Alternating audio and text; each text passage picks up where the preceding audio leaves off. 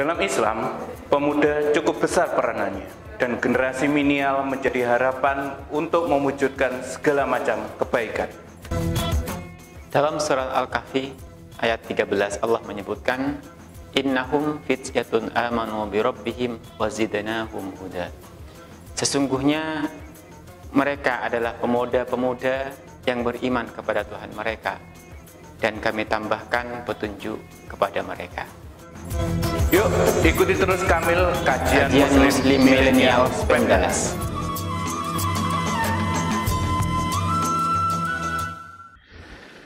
Baik anak-anakku, Assalamualaikum warahmatullahi wabarakatuh. Waalaikumsalam warahmatullahi wabarakatuh. Baik, alhamdulillahirabbil alamin wa bihi nasta'inu ala umuri dunya waddin. Assalatu wassalamu ala asrafil anbiya'i wal mursalin wa ala alihi wa sahbihi ajmain. Amma ba'd. Segala puji marilah kita haturkan kehadirat Allah Subhanahu wa taala. Karena pada pagi hari ini Allah memberikan kita begitu banyak nikmat. Nikmat iman, nikmat Islam, nikmat kesehatan dan nikmat kesempatan, sehingga kali ini kita bisa hadir walaupun kalian berada di rumah masing-masing. Tidak ada kemungkinan untuk melakukan aktivitas yang lebih bermanfaat, ya, yaitu dengan mengikuti program terbaru, ya, Kamil kajian Muslim Millennial. Nah, dengan keadaan sehat tentunya, itu adalah bukti Allah memberikan kita banyak nikmat, ya. Kemudian bagaimana kita bersyukur, yaitu dengan melakukan aktivitas yang bermanfaat seperti mengikuti kajian pada pagi hari ini. Itu adalah bentuk rasa syukur kita.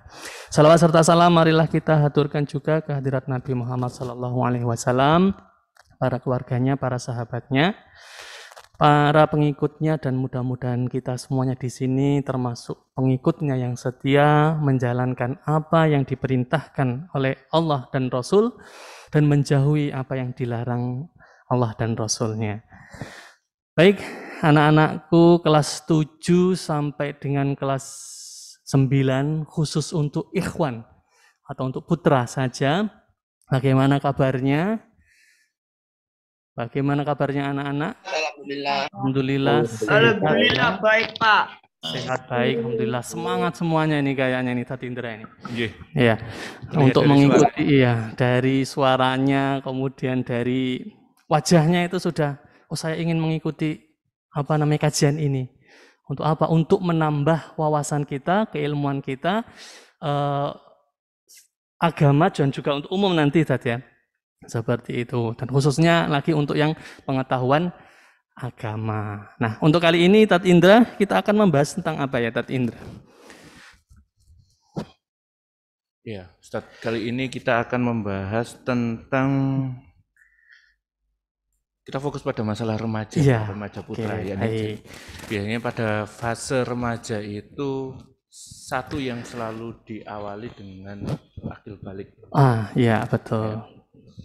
Dan kita akan mencoba membahas itu, bagaimana sih remaja yang akan menghadapi akil balik dan sudah. Saya yakin beberapa dari anak-anak banyak yang sudah mengalami akil balik. Jadi kalau dari sisi psikologi memang remaja itu dibagi menjadi 3 tahap. 3 tahap berarti 3 ya. tahap. Jadi ada remaja awal, remaja tengah, dan remaja akhir. Untuk umurnya, Tat? Nah, kalau remaja awal ini itu biasanya dimulai usia 12 tahun.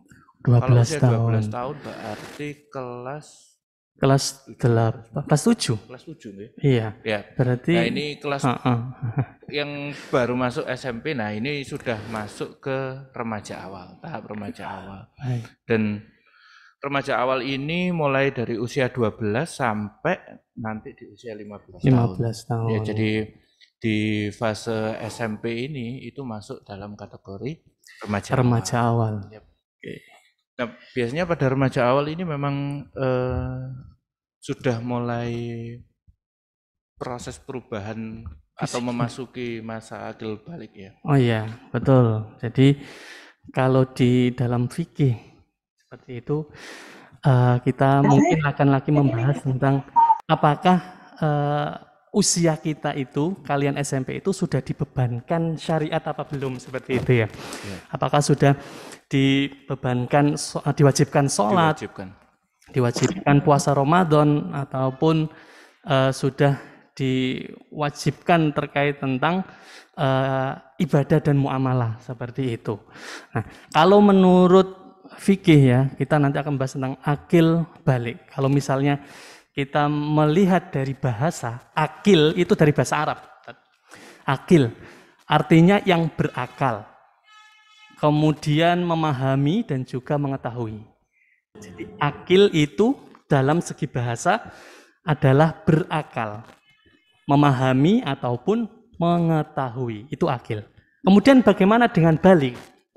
Nah, balik itu kalau dalam bahasa itu sampai, balik, mencapai, ya. Jadi kalau definisi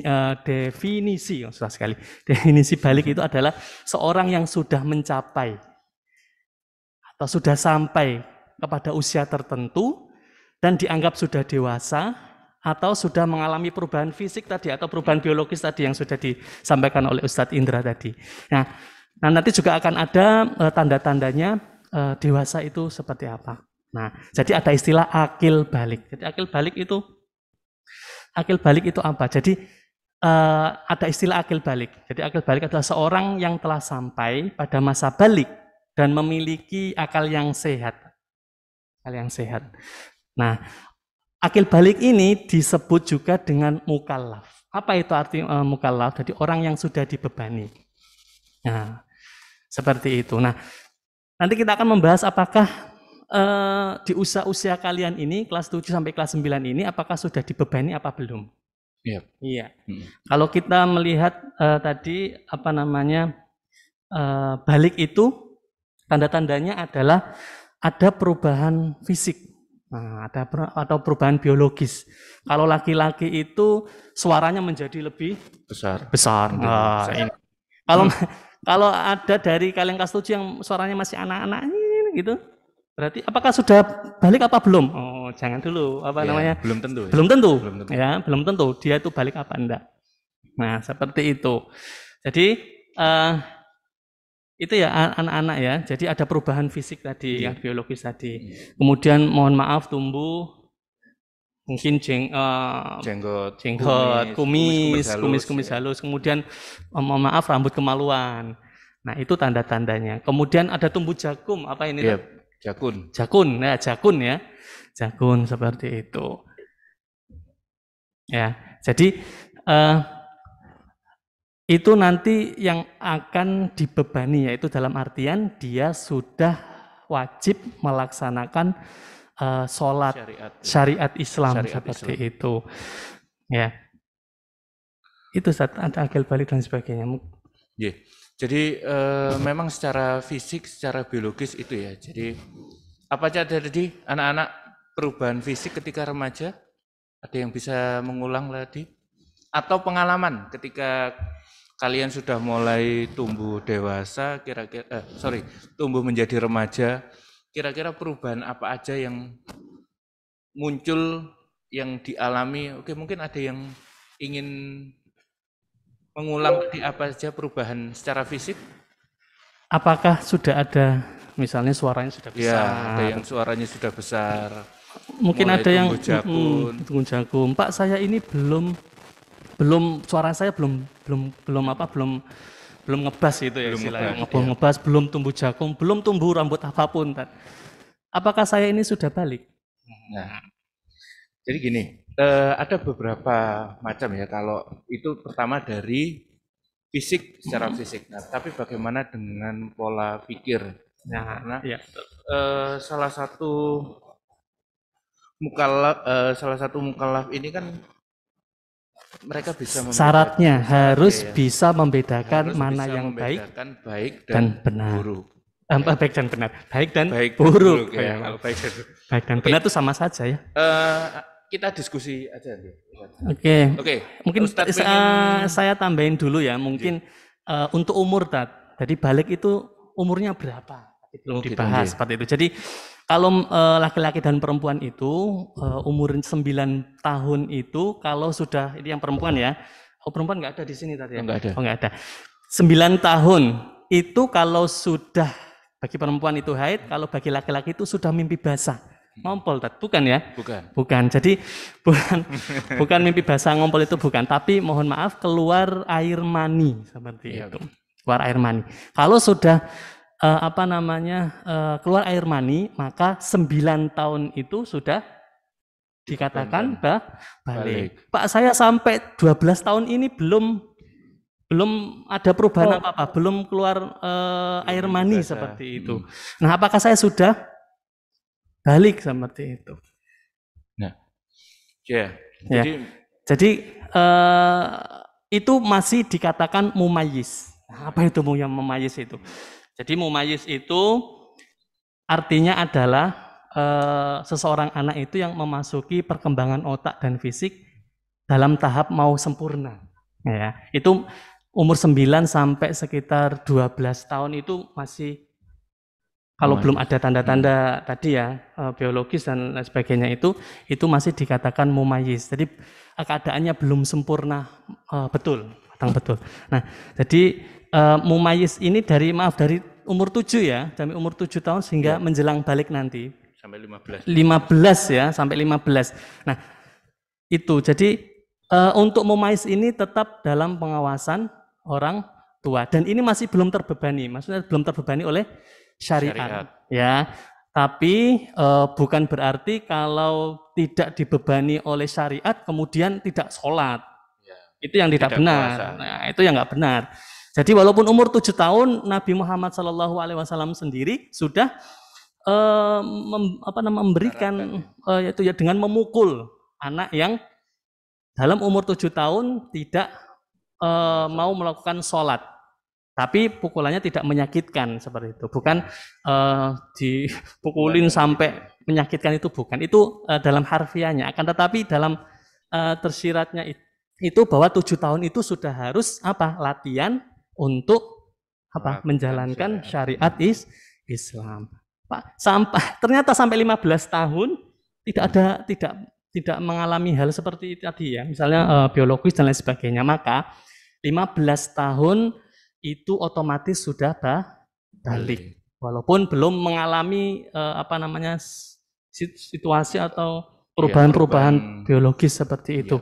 Jadi otomatis sudah balik, sudah harus wajib melaksanakan syariat-syariat di dalam Islam. Seperti itu Ustaz Indra untuk tambahannya. Mungkin ada pertanyaan dari atau mungkin ditambahin dulu. Jadi memang benar ya, mumayyiz itu mulai usia 7 tahun sampai 15 tahun.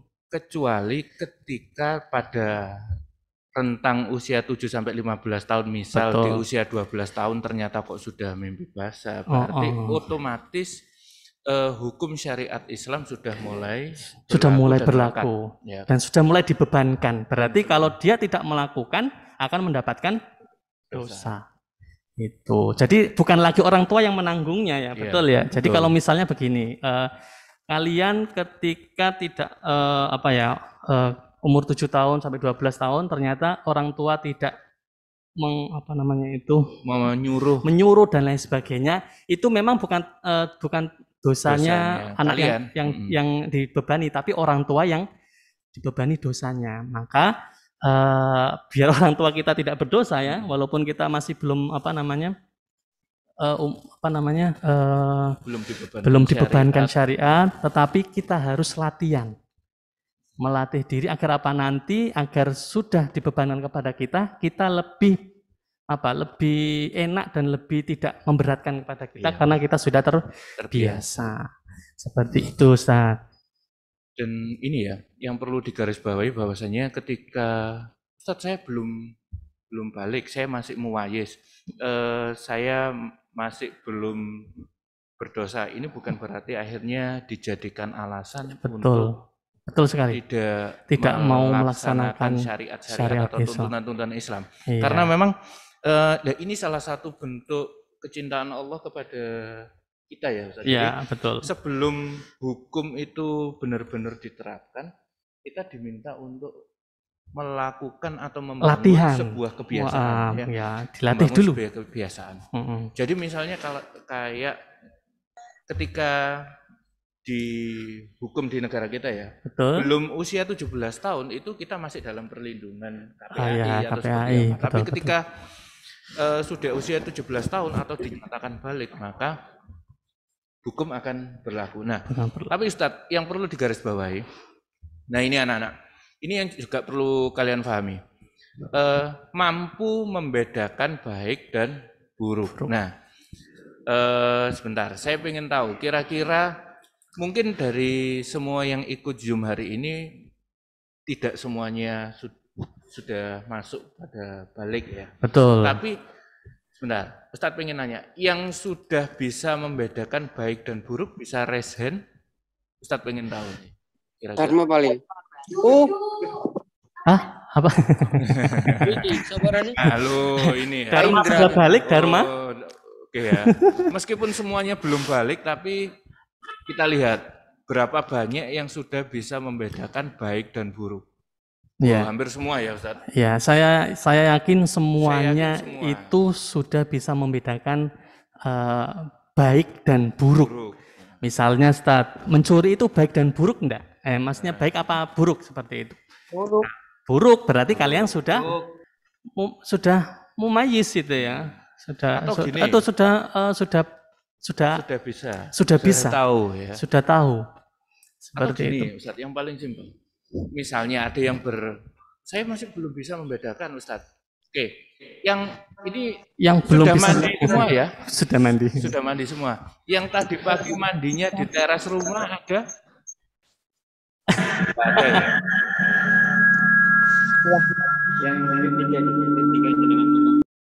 Ada yang mandi di teras rumah? Ada yang mandi di teras rumah? Enggak ada. Anak TK, saya yakin kalau mandinya itu pasti semua di kamar mandi. Yang masih dimandiin ibunya, bapaknya. Nah, ada ya? Ada ya, saya kira. Ya, ini adalah bentuk bahwasanya kita sudah tahu. Oh iya, berarti ketika saya mandi, saya harus di tempat tertutup, saya harus di kamar mandi sendiri. Nah, ini bedanya. Berarti kita sudah bisa membedakan, oh ya ini baik. Iya. Bedanya ketika adik kita yang TK, sudah dimandikan di halaman rumah atau masih dalam batas toleransi. Iya, betul. Mandi di kolam itu ya, kolamnya. Jadi salah satu mumayyiz itu sudah punya rasa malu, berarti itu juga sudah bisa membedakan mana yang baik dan benar. Ya, mungkin ada yang belum mengalami perubahan biologis, Ustaz. Ada enggak ya? Oh, ada yang resen itu. Yap. Ya untuk yang resen. Ini apa ini? Untuk resen ini bertanya atau? Ada yang bertanya, silakan. Untuk siapa itu? Ezar, ya. Eza dan Adriano. Oke. Bapak Yugo, Ustadz Yugo. Enggak makan ya. Ya, jadi ini yang perlu digarisbawahi bahwasanya memang tidak semuanya dari anak-anak SMP itu masa untuk akil baliknya itu enggak sama. Enggak sama. Ada yang kelas 1, situasinya berbeda-beda. Ada yang SD kelas 6 sudah itu ada, cuman sebagian besar pasti sudah bisa membedakan mana yang baik dan Carrefour speaking. Carrefour. Ada yang di Oke. Itu tadi dan mungkin anak-anak masih belum ada. Pak, saya enggak tahu, Pak. Apa namanya? Carrefour. Manusia. Ya.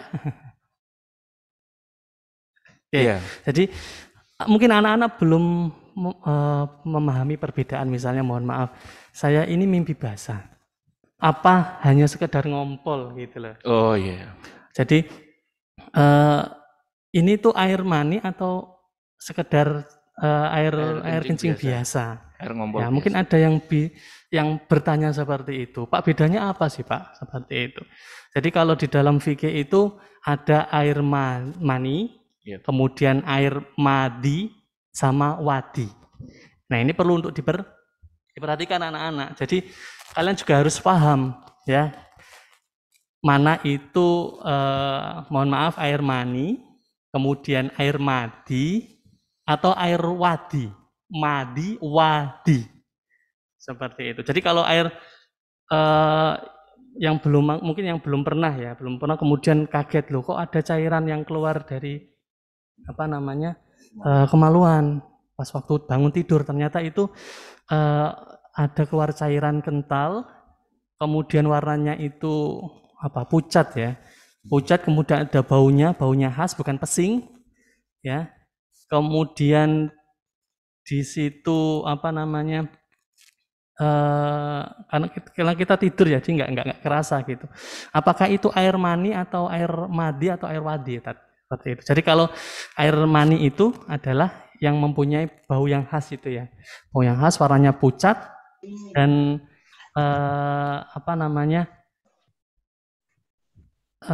lengket, agak sedikit kental seperti itu, dan itu warnanya putih pucat. Nah, itu berarti air mani, Pak. Air mani ini sebagian ulama mengatakan tidak najis, ya, tidak najis, akan tetapi wajib untuk mandi wajib. Ya. Kalau keluar mani berarti harus mandi wajib. Berarti itu tanda-tanda sudah balik. Ya, jadi jangan takut, wah ini cairan apa ini, seperti itu. Nah, kalau nanti ada cairan bening, nah misalnya ketika kalian itu mandi, ya, kemudian keluar cairan bening, kemudian tidak terlalu kental, tidak bau, kemudian keluar gitu ya. Nah, itu tidak perlu untuk mandi wajib. Ya, itu nanti kalau keluar seperti itu tidak diwajibkan untuk mandi wajib. Akan tetapi cairannya itu najis, maka harus dibersihkan. Nah, dicuci ya. Dicuci seperti itu. Itu kalau air madi. Jadi bedakan ya, kalau air mani itu kental, warnanya putih, pucat, ya. Kalau misalnya air madi itu bening, tidak terlalu kental, dan itu bersifat najis, ya. Begitu. Dan biasanya ini ya Ustaz, ini yang beberapa cerita yang sering masuk ke saya. Salah satu ciri ketika mimpi basah dan itu air mani yang keluar, itu biasanya kita refleks untuk segera bangun ya. Secara visual biasanya kita langsung bangun. Nah, ketika bangun dan kita merasa ada sesuatu yang basah atau setelah kita mimpi basah, nah itu yang harus segera kita lihat ya, karena ketika itu air mani maka otomatis kita sudah masuk dalam akil balik. Nah ini yang perlu digarisbawahi, dan berarti syariat Islam itu sudah mulai melekat. Sudah melekat. Jadi ketika misal itu terjadi misal pada pukul 4.30 maka otomatis dia harus mandi wajib dan sholat subuhnya sudah menjadi kewajiban dia. Jadi kalau tidak melakukan berarti dia dosa. Jadi bagaimana cara mandi wajib itu? Nah, mandi wajib itu gimana? Mungkin harus diberitahu juga Pak ya. Mungkin ada yang belum pernah sama sekali. Ini ada yang belum pernah mandi wajib belum ya? Ada enggak yang kelas 7 nih? Jangan kelas 9 juga belum tahu caranya bagaimana mandi wajib. Sudah ya? Yang sudah tahu bisa resen, yang sudah tahu. Coba saya pengen tahu, ada berapa yang sudah tahu caranya mandi wajib? Ya, alhamdulillah. Oke, bisa banyak. Kelas 7 sudah ada ya. Kelas 9 itu sudah balik. Kelas 9 karena 15 tahun ya. 15 itu sudah otomatis, walaupun dia itu belum tadi ada tanda-tanda biologis, ada fisiknya, maka dia otomatis menjadi sudah balik. Oh ternyata pasca sudah, oh banyak ya. Itu yang lainnya ini belum kayak. Oke. Berarti perlu dijadwalkan Betul. Untuk ini ya, untuk materi mandi wajib. Mandi wajib. Oh, insya Allah ada sebenarnya, sudah diajarkan di pelajaran al-Islam. Kan tetapi mungkin kita bisa sharekan saja ya. Untuk bagaimana cara kita mandi wajib. Yang pertama, niat dalam hati, ikhlas karena Allah, tidak perlu diucapkan, sudah cukup dalam hati saja. Ya, niat untuk mandi wajib. Kemudian setelah itu basuh tangan. Tangannya dibasuh, ya, tangannya dibasuh sampai bersih. Kemudian setelah itu membasuh, mohon maaf, kemaluan dengan tangan kiri. Dibasuh sampai bersih, kalau perlu pakai sabun. Ya, pakai sabun. Kalau sudah bersih, setelah itu dahulukan untuk berwudu seperti biasa. Jadi sebelum kita mandi gebyur-gebyur gitu, kita seperti biasa wudu, ya. Tahapannya wudu, ya wudu sudah paham kan? Sudah paham wudu, gimana wudu. Nah, kemudian setelah sudah wudu selesai, kemudian kita mengguyur kepala dengan air. Jadi setelah diguyur, sela-sela ini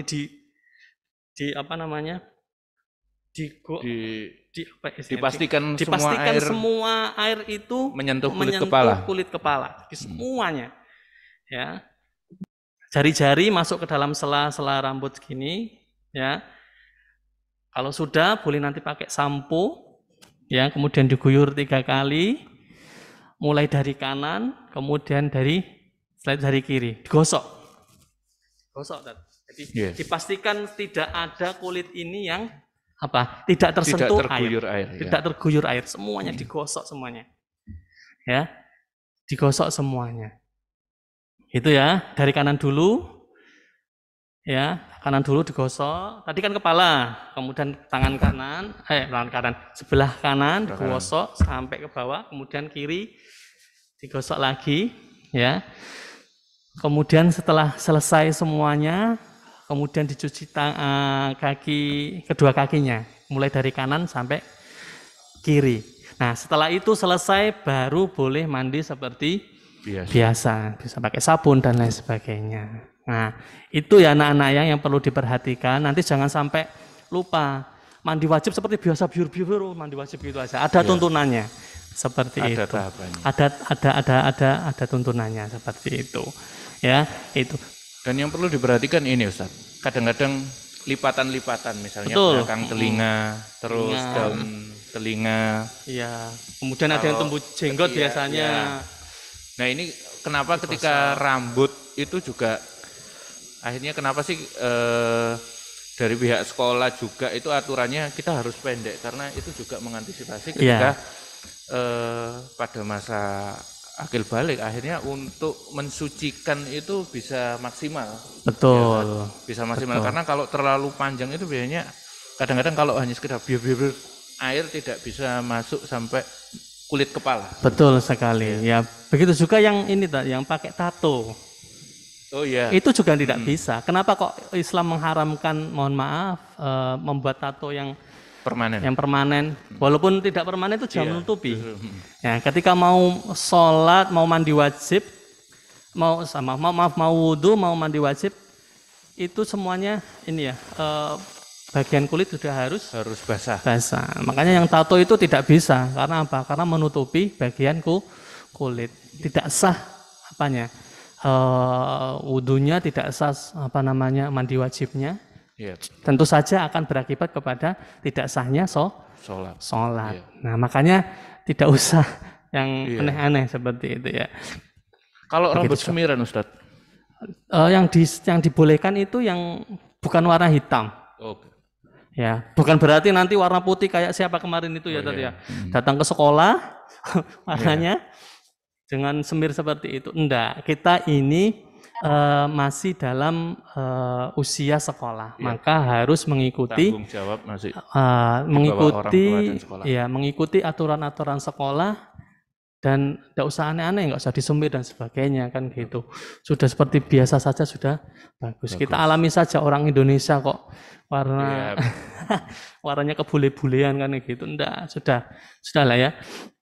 Seperti itu Tat. Ya. Okay. Jadi ini ya yang perlu diperhatikan, jadi lipatan-lipatan. Betul. Lipatan. Kemudian apalagi jari-jari Jari-jari kaki dan jari-jari kaki, sela-sela antara jari-jari kaki ini juga perlu di. Kemudian kuku nih, Tat. Kenapa kok kita tidak dianjurkan untuk panjang kukunya? Ya, itu juga nanti takutnya ketika kita wudhu tidak sampai kepada ujung-ujungnya tangan ini. Maka kenapa kok kita disunahkan ketika itu untuk apa? Memotong ketika hari Jumat. Nah ini waktunya untuk memotong kuku, ya seperti itu. Ya, karena apa? Karena ketika kukunya itu panjang, maka di situ menjadi naungan setan-setan belantungan seperti itu. Ya makanya hari Jumat ini sunnah kita untuk apa? Wudu. Apa nanti kita juga melaksanakan sunnahnya itu mandi wajib juga masalah. Ya. Di dalam tarjih itu ada. Jadi di mandi wajib ketika mau sholat Jumat. Ya. Sebagai bentuk pelajaran juga. Iya, pakai pelajaran juga dan juga biar kita itu nanti sudah dalam keadaan suci. Kadang-kadang kita nggak tahu kita keluar tadi cairan mani ataupun tidak seperti itu. Jadi tidak apa-apa. Nah hari Jumat ini nanti sudah mandi katanya. Kayaknya sudah pada mandi seperti itu. Mandi biasa. Mandi lagi. Ya mandi lagi. Mungkin ini Ustadz juga mungkin satu pertanyaan karena waktu kita ya, juga tinggal 2 menit ya. 2 menit lagi nih, kerasa Tat. Mungkin ada yang ditanyakan anak-anak terkait materi kita hari ini. Pembahasan kita ya terkait tentang apa tadi? Akil balik dan mukalaf dan mumayyiz. Ya, ada yang mungkin belum paham bisa raise hand. Seperti itu. Oke, satu lagi Ustadz pertanyaan mungkin. Setelah mandi wajib itu butuh wudhu lagi enggak? Ya. Wudhu lagi. Wudhu lagi ya. Enggak apa-apa, kita wudhu ya. Walaupun kita sudah wudhu sebelumnya kan, kan kita sebelumnya sudah wudhu, nggak apa-apa biar itu kita mandi lagi, wudhu lagi, nggak masalah. Baik anak-anak mungkin ada yang tanyakan? Tidak ada. Oke, sudah jelas ya. Kalau tidak ada air, gimana Tata ini? Kalau mau mandi wajib ternyata tidak ada air. Itu ada yang cerita lucu di gulung-gulung, gulung-gulung di pasir. Sebagai gantinya, kan kalau wudhu itu kan tayamum. Ini. Nah kalau mandi wajib gimana? Ada sahabat itu yang gulung-gulung, gulung-gulung di pasir sebagai pengganti dari mandi wajib. Padahal cukup dengan tayamum saja, tidak masalah. Cukup dengan tayamum. Kalau tidak ada air lah ya, tidak menemukan air. Seperti itu. Jadi ini pentingnya ilmu ya? Iya, pentingnya ilmu. Jangan sampai kita gulung-gulung. Ya kalau di Jazirah Arab pasirnya masih banyak. Kalau enggak kita bisa gulung-gulung di lapangan basket. Iya, kita gulung-gulung di lapangan basket ya kan. Gitu. Nah, itu pentingnya ya, kita beribadah dengan ilmu tadi ya. Jangan sampai kita itu beribadah tapi tidak ada ilmu di situ. Jadi kan nanti asal-asalan. Ya, seperti tadi mandi wajib ada tuntunannya. Jadi enggak sekedar kita mandi wajib biur-biur gitu saja, enggak, ada tuntunannya sehingga nanti menjadi bentuk kesempurnaan kita di dalam beribadah. Begitu juga dengan wudu. Nah ya, wudu harus diperhatikan dengan baik. Jangan tergesa-gesa seperti itu. Oke. Itu saja Ustaz. Mungkin karena habis ini kita itu ada pembelajaran 15 menit lagi ya, disiapkan untuk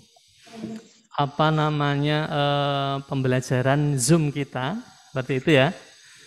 Nah nanti setelah ini kalian off, kemudian nanti kalian ikut di pembelajaran Zoom. Dan kemudian ini gunakan waktu yang belum sholat duha. Tadi karena terburu-buru ikut kajian ini dan belum sholat duha, silakan untuk sholat duha sebelum, ada waktu 15 menit untuk persiapan pembelajaran kita. Itu Ustaz. ya. Mungkin kita akan bertemu lagi. Senang sekali saya pada hari ini bisa bertemu walaupun secara di beda ruangan ya. Bisa hadir, kemudian bisa melihat anak-anakku. Sungguh sangat senang sekali pada pagi hari ini. Baik, itu saja. Ya, mohon maaf kalau tadi ada banyak kesalahan. Kurang lebihnya itu saja. Billahi fi sabilil haq, astabiqul khairat. Kita akhiri dengan bersama-sama membaca hamdalah dan doa kafaratul majlis. Alhamdulillahirabbil alamin. Subhanakallahumma wa bihamdika asyhadu an la ilaha illa anta astaghfiruka wa atubu ilaik. Assalamualaikum warahmatullahi wabarakatuh. Lagi di Kamil selanjutnya dengan materi yang berbeda dan juga dengan ustadz-ustadzah yang dengan ustadz yang berbeda pula nanti. Baik, silakan bisa keluar ya, bisa live.